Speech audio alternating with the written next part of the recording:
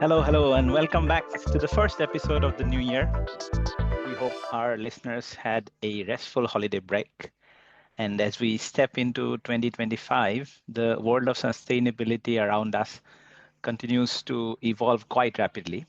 There have been numerous things that have happened, and certainly one of the things that caught our attention, as well as probably of everyone else around the world, is the devastating wildfires in Los Angeles. Which have highlighted the increasing frequency of climate-related natural disasters. That has sort of emphasized the need for more robust environmental policies and resilience of the community. With me, as always, is my co-host Carmine. Carmine, welcome back in the first episode of this new year. Thank you, Rishi. Yes, very excited to start this year with a new episode. And just wanted to also reflect on what you said about the wildfires in Los Angeles. I was reading some figures out there. They're estimating damages are around 250 billion just for Los Angeles alone. Wow. In comparison, Valencia, there was also terrible floods that happened early this year. We're talking about 5 billion. And 2024 also had other strong devastating events in sub-Saharan Africa, for example. In Europe, we had the storm Boris, and many hurricanes also hit US. And all of this make us reflect and just make us aware that it's not just a climate crisis, it's also an economic one. Mm-hmm. And it's interesting to see also the statistic of the European Copernicus climate change service report just been released a few days back around 2024. So 2024 has officially become the hottest year ever recorded. It's the first to exceed the critical 1.5 degree threshold that was set as a safety guard, let me say, by the Paris Agreement. So we had also an episode on this importance of 1.5 degree, why 1.5 degree. Mm-hmm. And now this year, last year, 2024, first time we have risen by 1.6 degree. This is a threshold where humanity, as we know it, has never experienced before.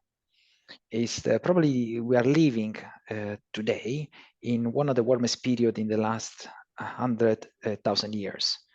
With this level of temperature, greenhouse gas emissions, and 2024 is just the hottest in terms of temperature, but it just took the record from 2023. And 2023 just took the record from a few years back on 2026. So it's a trend that it really put us in a dangerous spot. What can we do? A lot of things. How much is left? As we discussed also in another episode, the window is shrinking. Yeah. And I guess, Carmine, in one of these episodes, we defined what the Holocene period means. It certainly sounds like we are exiting this period of climate-related stability. Might well be at the end of a Holocene period. Anyhow, these developments remind us of the critical importance of sustainability and the role of different parties in trying to achieve that. And to understand one specific aspect of that, particularly from the angle of financing, we brought this episode to you, where we will focus on the financing side of energy transition and sustainability with a guest speaker. So, Carmine, would you please introduce our guest speaker? Yes, with pleasure. Today we are honored to have Clemence Ollivier with us as principal at the Blue Ocean team at Swen Capital Partners. Clemence identifies and supports innovative companies that deliver strong financial returns while driving systemic impact on ocean health. Through in-depth analysis and close engagement with business owners, she helps invest in solutions that contribute to a more sustainable and regenerative economy. She started a career in oil and gas, where she spent 4 years before deciding to pivot towards Cleantech and startups. After earning an MBA from INSEAD in 2016, she joined a London-based Cleantech startup, tackling food waste in commercial kitchens. Over 6 years, she built and led their data analytics team. Now, with expertise in data, technology, and sustainable investment, Clemence plays a key role in shaping the future of blue economy solutions. So, Clemence, welcome to the show. Thank you very much. Happy to be here. Excellent, Clemence. Your background is so interesting that I have already 100 questions in my mind, but maybe we will start with your more recent experience. Our audience is obviously a mixed variety coming from the industry, academia, and many other fields. So we are curious to understand the mission and strategy of the Blue Ocean Fund. What specific areas of ocean health do you target, and how do you identify and select these projects to work on? Sounds good. Thank you very much for having me. Maybe I will start with a bit of the genesis of Blue Ocean. So Blue Ocean was co-founded by two old university friends, Christian Lim and Olivier Rebaud. And Christian, being a fan of free diving, he noticed over the years like the degradation of the marine ecosystem. And both of them had been working for many years in the private equity industry. And they also starting to notice the appearance of startups in the space of the ocean. And so in 2018, they started to develop a strategy for a fund.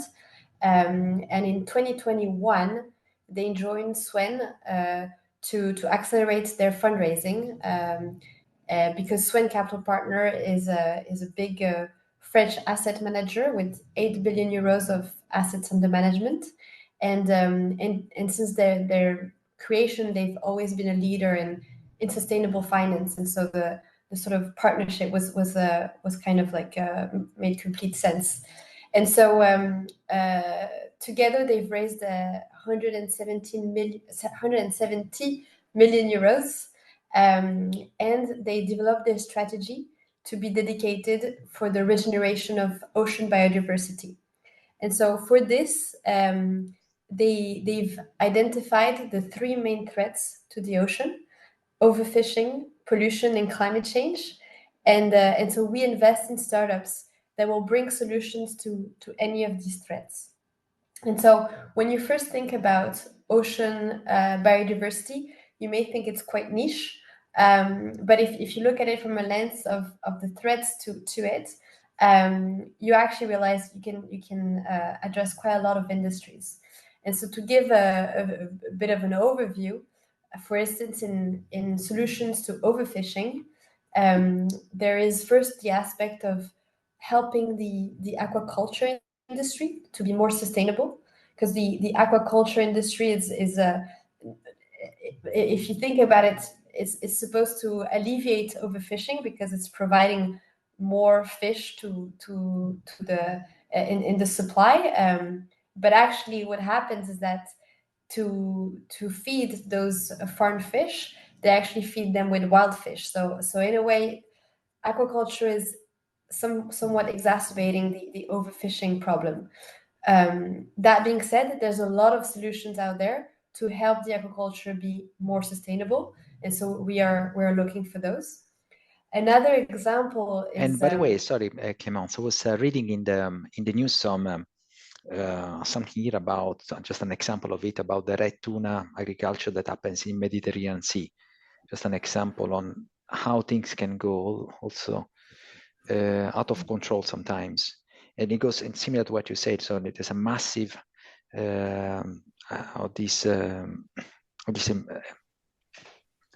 this situation in the Mediterranean Sea and in the south of it that is really destroying the equilibrium of the whole chain of fish in in this part of the sea. So very Absolutely. Yes, and I just mentioned the fact that they feed farm fish Exactly. with like wild fish for farm fish, but there's a lot more associated problems with the aquaculture industry that relate to pollution, that relate to diseases. So absolutely, there's a lot of challenges that we need to tackle to make sure that our aquaculture industry becomes truly sustainable and doesn't damage the wider ecosystem, marine ecosystem. Yeah.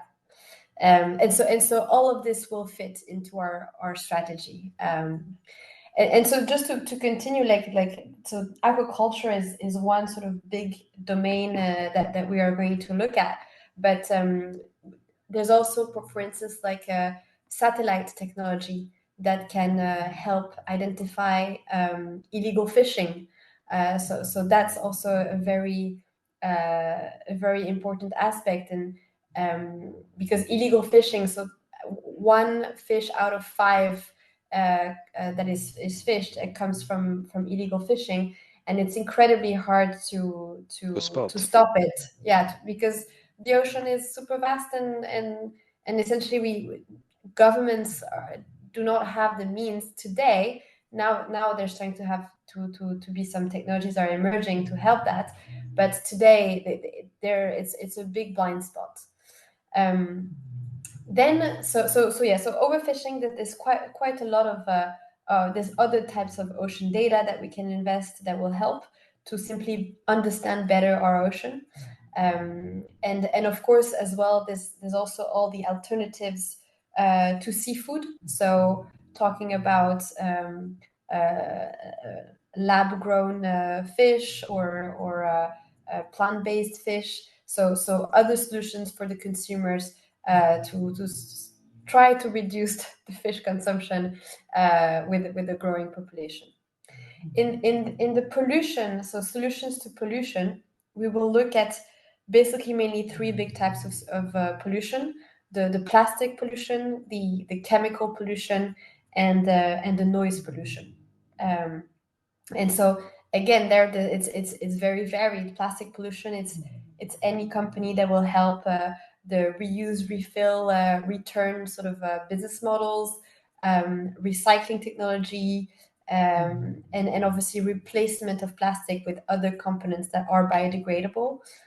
Chemical solution is going to be about what the agriculture industry uses, such as fertilizers that then run off into the ocean and create dead zones. It's going to be also about fashion that releases a lot of microplastic again, but also other types of pollution. And noise pollution is a very important one that is often overlooked. But the shipping industry or even all the offshore industries and the installations and the operations generate a lot of noise that is very detrimental to marine mammals such as whales and dolphins and seals and fish that rely on noise to orientate themselves, to find food, to avoid predators. So it's the noise pollution is very, very damaging to the marine biodiversity. And finally, when we look at climate change, so solutions to climate change being so broad, we tend to focus on marine solutions to climate change. And so it's going to be any technology that is going to allow renewable offshore energy to thrive, or technologies that will help particularly polluting industries to decarbonize. And one very good example of that is the shipping industry. So helping the shipping industry to emit less greenhouse gases. So this is a very broad overview of sort of like all the different industries and technologies that are of interest and fit into our strategy. The good thing I would say about positioning our strategy from a threat perspective is that we don't close ourselves off from certain technologies, because if a whole new technology emerges for a problem to the ocean that we hadn't necessarily thought of, it will naturally fit into our strategy as well. So to get more into like what like the sort of details, not details, but like technicalities of our investments, we will focus mainly on what we call Series A, and everybody has their own definition of Series A. So for us, it's proven technology and demonstrated market traction. So they're still very young companies, but they're beyond the prototype, and they're starting to have their first customers. And we will invest tickets between 2 to 12 million euros, and then keep some reserves to be able to reinvest 2 to 3 times the first amount for following fundraisers, and be able to continue to support the companies along several years. Interesting. Now, within these areas that you mentioned, Clemence, is there any exciting technology or trend that you want to highlight? Let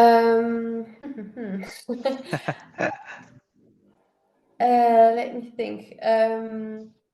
I think in all aspects, there are exciting technologies, and I think this is I think before joining Swen Blue Ocean, I was pretty pessimistic regarding the direction that the world was taking, and really thought that our environment was a bit doomed.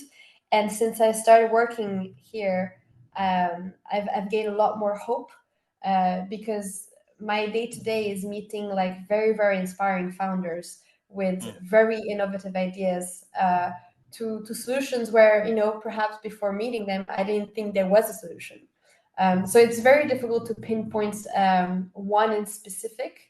I think one that I'm particularly keen on is space technology, because I think this is extremely powerful, and unfortunately our oceans, which are 70% of our planet, are so unknown and so not monitored that a lot of actors are just like feel like they can do whatever they want there, and so I think this will bring a very, very big change to quite a few industries in the not so distant future.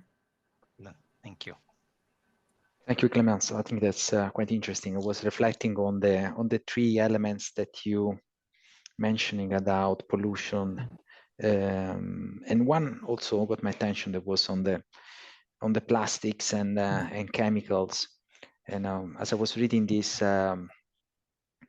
recent report about the forever, what they're called the forever chemicals, the FAS chemicals. So they're very difficult to abate and destroy, so that remains in the environment forever. Probably something rich where we should have an ad hoc episode, because it's quite interesting. Yeah. And Clemence, so you guys coming from finance probably can help us to put some color on this question, because there is often the perception that profitability and positive impact are mutually exclusive. We believe there is a correlation, but based on your experience with the Blue Ocean Fund, can you give us some example of investments that have successfully achieved both financial returns and significant environmental benefits? Yeah, with pleasure. So first of all, it's part of our strategy to invest in companies that both will bring systemic impact for the ocean, positive one, of course, and a competitive market return. So if we find a company that will have a nice impact but is unlikely to have a good market return, then we will not invest, and vice versa. If we find a company that looks like it's going to be very, very profitable, but the impact that it will bring to the ocean is not significant enough, we will also not invest. And so the way it works is that we tend to look for companies where both the impact and the sort of financial performance are aligned, and therefore for the company to have a systemic impact, it means that the company needs to thrive and needs to acquire, like capture more market share, and therefore for that it's a company that by definition needs to be very competitive. And so the way we approach our investments is there's sort of three points that we sort of go through. The first one, we always start with science. Science is sort of like our foundation to first understand what the specific challenge to the ocean we're talking about, and sort of like, yeah, what are the ins and outs, so that we can really identify potential solutions. And so the second point is the technology. We will do deep dives in a specific space to identify the most promising technologies to the particular threats to the ocean that we're looking at, and we will want to see that the technologies are mature enough, in the sense that they will be able to have the same or better performance than sort of the status quo, and at the same or a lower price than the traditional approaches. Because we believe that if the technology cannot be competitive from a performance and a price perspective, there's not going to be any adoption, and therefore they're not going to have they're not going to be able to capture a good market share, and they're not going to have an impact. And the third point is we look at the market, and the market is quite important because we are looking for markets that, one, are ready to be disrupted, and two, that have growth potential. And so, for instance, if we look at the maritime transportation industry that has pledged to be carbon neutral by 2050, this already means that it can be disrupted, because there's a willingness and a push from regulations and for the industry as a whole to do things better, and obviously it's a growing market. And so, to give an example, for instance, of an investment that we've done, and I can give even more than just one, but it's we've invested in a company called Ocean Wings, which is a French company that has developed high performance wings. They're kind of like sails for big vessels like cargo ships and container ships. And so they've actually equipped the vessel called Canopée, which is this big vessel that is transporting the different pieces of the rocket Ariane from Europe to South America. So that big vessel is equipped with Ocean Wings. Is it those big sails that go up straight? Exactly. Yeah. Okay, I remember that. Yeah. So we've invested in this company, and so by using those sails, and therefore by using the wind energy to propulse the vessel, it allows vessel owners to reduce their fuel consumption. And if you reduce your fuel consumption, by the same time you also reduce your greenhouse gas emissions. And so we've seen that they can reduce fuel by up to 20%. And so in order for a company like this to have a systemic impact on the maritime transportation, it needs to be adopted by quite a number of players, and so to grow their market share. And therefore what we were looking at on top of, like, okay, this technology will have a systemic impact by reducing greenhouse gases, we looked at like the payback of such a technology. And in this case, it's a 2 to 5 year payback for the wings for the Ocean Wings customers. And if you look at the lifetime of big vessels, it's 20 to 30 years. So 2 to 5 out of 20 to 30 is quite a good. It leaves them quite a lot of time to basically pay back the wings and keep reducing their greenhouse gas emissions and saving a lot in fuel as well. So this is one investment that we've made. I don't know if I stop here or if I can give another one in a different sort of topic, but yeah, you tell me. Yeah, no, go ahead, give us one more. But Yes. but this one I remember because this was very cool when I saw the picture, because it was, I think it was carrying some kind of, was it carrying a rocket to somewhere from the European Yes. Space Agency, right? That's how I remember it. Yeah. Exactly. Looked very futuristic. So, but basically that ship, you're saying, over its life will be consuming 20% less fuel because it has this special propulsion system based on wind. Is that right? Exactly. Exactly. Oh, Um, so it's, yeah, it seems futuristic, but it's true, Rishi. It's happening. yeah. I can give another example. Yeah. It's for instance, we've invested in 900 Care. So this is a company, also French. We don't only invest in French companies, but it happens that the examples I give are from France. So it's a company that creates refillable personal care essentials that you can get through a subscription and that are delivered to your mailbox. And so it's essentially like products such as shower gel, toothpaste, shampoo, and they also have home care like dishwasher tablets and so on. So all the products are plastic free and sort of come in the format of a little. They come in a solid format that basically you have to dissolve at home into water, and so there's several sort of benefits, environmental benefits from that. First, you considerably reduce the plastic consumption of consumers. Because normally, like what normally people do is they go every, I don't know how, every now and then to the supermarket and buy a new shower gel, a new shampoo, and all these plastic bottles will end up in the bin, and so there's no reuse. But also, because they are selling this without the water part, it means that in the transportation and the logistics, they stop transporting water for nothing, and also they also help consumers not pay for water, because that's essentially what they do. Like a shampoo is 90% water and just 10% of the actives that you actually need to wash your hair. And so this was obviously very interesting to us. But again, what we looked at is like, okay, are they competitive?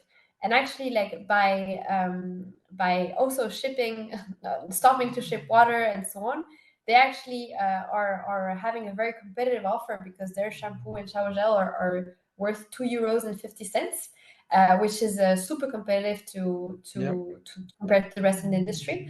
It's a convenient solution because it comes to your doorsteps on a regular basis. You don't even have to think about it anymore, and it's good for the planet, and people have a good conscience about using that. And so again, this company, the only way it will achieve systemic impact is if it grows its market share and they have more and more adoption. So that's another example of company that we've invested in. And so all these examples are always, the impact is completely aligned with the business direction of the company. Obviously, like this is it only works in certain industries. As I mentioned, we will only look at industries that are growing and that are ready for disruptions. And obviously, what we have to remind is that it's understandable that there is this big question about, oh, is it possible to make money and have a positive impact? And for a lot of companies, it's actually much harder. And yet we can't leave them behind, because it's just like, we will not remake a world with only innovative solutions like this. And yeah, and so it sounds like a easy and perfect answer, but fully aware that the world is a little bit more complicated than that. Yeah. Would you call this 900 Care sort of more in the disruptive domain versus the shipping industry example? No, I think they're both quite disruptive. Okay. It's just in different spaces. In any case, like every solutions that we invest, they are solutions to a specific problem, and so it means that the sort of traditional way of doing things is damaging to the environment. So there's always going to be a level of disruption in all the companies that we're going to invest in. Yeah. No, excellent. No, very, very good examples. One of the questions that often comes to mind is, how is this ambition of environmental sustainability actually practically implemented in a private equity firm? Maybe you can share some details around how within the Blue Ocean Fund you ensure that the investments align with environmental goals. How even individuals are held accountable for the eventual ambition of the fund? Yeah, that's a really good question, because it's all good and well to talk about like the strategy and so on, but it's you need processes and tools put into place to keep us in the right direction. And so the way we do it is that we ask for independent opinion to help us. And so we have an impact committee that is composed of three independent members who are all part of the sort of ocean conservation or ocean preservation sort of world. And so before we will have our investment committee, where we will, so for every investment we do, we have an investment committee, and that's pretty standard across investment funds, to sort of give the green light to invest in a certain project. We have an impact committee that comes first. And so in front of these three members, we have to defend the investment thesis and why we think an investment is a good investment from an impact perspective. And they will give us their very, very honest opinion, because I mean, it's first these people by nature, they're very committed to the ocean, and also it's why we ask them to be on this committee. And so we will really listen to what they say, and they will generally have like a very, very nice perspective to bring to the table. And it has happened that they were questioning the impact thesis that we were presenting to them. So they've definitely been very honest with this. And so once we have sort of the agreement of the impact committee and the investment committee, and we do the investment, we will work with every portfolio company to define impact KPIs. So every company being super different and unique, like example, Ocean Wings and 900 Pair are literally in two different worlds. We will really tailor the impact KPIs to the business of the company, and we will set yearly targets to reach for all these KPIs. And basically, after every year, we will measure if we've reached those targets or not. And so these targets and KPIs are also sort of validated by an impact governance committee. So we can't just like set them as we want. And then basically, like, the idea is that, so one of the ways sort of workers are compensated in the private equity and venture capital industry is through the carried interest, which is basically a portion of the profit that are made at the end of the life of a fund. And so we basically condition our carried interest to the achievements of these impact KPIs. And so we look at it at the portfolio level. So we will have a percentage of achievement of impact for each of the companies, and we'll do like a weighted average based on how much we've invested in each company. And if we have not met our objective, we will donate 50% of our carried interest to a nonprofit for ocean conservation. And even if we do meet our objective, we will still give 20%. But this is really, I think this is a really important sort of mechanism, because we're all human, and it's all natural. Like if we find a company that's is going to be, we think it's going to be the next unicorn, it can be very, very motivating, and we can be like, okay, we have to invest in that company. But reminding ourselves that we first have to go through an impact committee to defend the impact thesis, and then we will be assessed on whether we've achieved the systemic impact or not. It really like reins you back and sort of like makes you think, okay, it might be the next unicorn, but it's not a company for our portfolio. So these are examples of things that we've put into place. We're not being secretive about it, and so there's other funds that are also adopting the same kind of measures, and it's really good. And our objective is that more and more funds that are impact oriented put in place these kind of initiatives to stay true to their mission. Very interesting. Clemence, that's been very, very interesting to listen to your story, learning more about the Ocean Fund, how you structure the problem you like to solve, your methodology. I find very interesting this concept of this impact community, giving you honest opinion and keeping you true to your mission, to what you want to achieve. Looks like a great place to work and to have some impact and to do well and doing good. And thank you for sharing your experience today and coming to the show. So, thank you very much for having me. It was a pleasure. Thank you, Clemence. For all our listeners, if you want to listen to some of our old episodes, of course, we are available on our podcast channels on Spotify, on Apple, on YouTube as well, and on LinkedIn. You can find us under the banner Sustainability Forward. Continue to subscribe or give us your feedback on how this episode was, and we'll be bringing more and more episodes on various topics surrounding sustainability. This is Rishi, your host, signing off together with my co-host Carmine. Thank you. Thank you.